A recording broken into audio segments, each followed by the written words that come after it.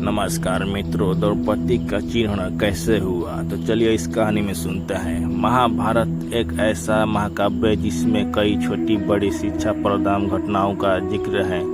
द्रौपदी चिन्हन भी महाभारत की ऐसी घटना है। द्रौपदी पांचाल देश की राजकुमारी थी और उसका विवाह अर्जुन से हुआ था।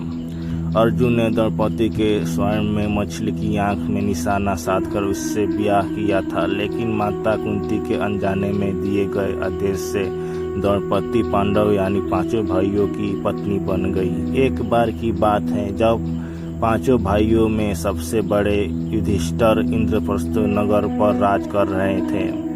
उस समय हस्तिनापुर का राजकुमार दुर्योधन था और पांचों पांडव उसके चचेरे भाई थे। दुर्योधन कौरवों के सबसे बड़ा था और अपने चचेरे भाइयों यानी पांडव से जलता था। दुर्योधन सबसे ज्यादा अपने चलाक मामा शकुनी को मानता था। शकुनी ने दुर्योधन को सलाह दी कि वो पांडव को जुआ खेलने के लिए आमंत्रित करे। पांडव ने अपने भाई दुर्योधन का निमंत्रण अस्वीकार कर लिया।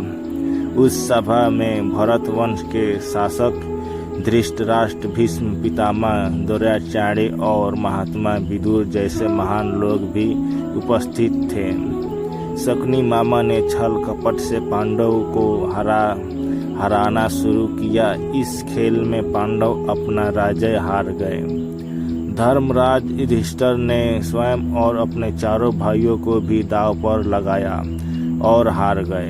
अंत में जब दांव पर लगाने के लिए उनके पास कुछ नहीं बचा तो उन्होंने अपनी पत्नी द्रौपदी को दांव पर लगा दिया। दुर्योधन ने तो जैसे इसी पल का इंतजार कर रहा था।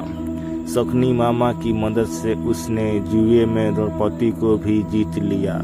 द्रौपदी को जीतने के बाद दुर्योधन ने अपने भाई दुशासन को आदेश दिया कि वो द्रौपदी को भरी सभा में बाल पकड़कर और घसीटते हुए लेकर आए। भाई से आज्ञा मिलते ही दुशासन द्रौपदी को कक्ष में गया और उससे सभा में चलने को कहा। रानी द्रौपदी बहुत ही स्वाभिमानी और पवित्रता स्त्री थी, इसलिए उन्होंने दुशासन के साथ चलने से मना कर दिया। दुशासन ने गुस्से में आकर द्रौपदी के बाल पकड़ लिए और उसे खींचते हुए भरी सभा में लाकर खड़ा कर दिया। दुर्योधन ने दुशासन को आज्ञा दी कि वो द्रौपदी को भरी सभा में निवस्त्र कर दे। दुशासन ने जैसे ही द्रौपदी के वस्त्र को हाथ लगाया, द्रौपदी ने श्री कृष्ण को मदद करने के लिए पुकारा। श्री कृष्ण अपने भक्तों को कभी नाराज नहीं करते। कृष्ण ने जब द्रौपदी की करुण पुकार सुनी तो उन्होंने द्रौपदी की साड़ी को बढ़ाना शुरू कर दिया। दुशासन द्रौपदी का चिर खींचता रहा, लेकिन वो जितना खींचता वस्त्र उतना बढ़ता जाता।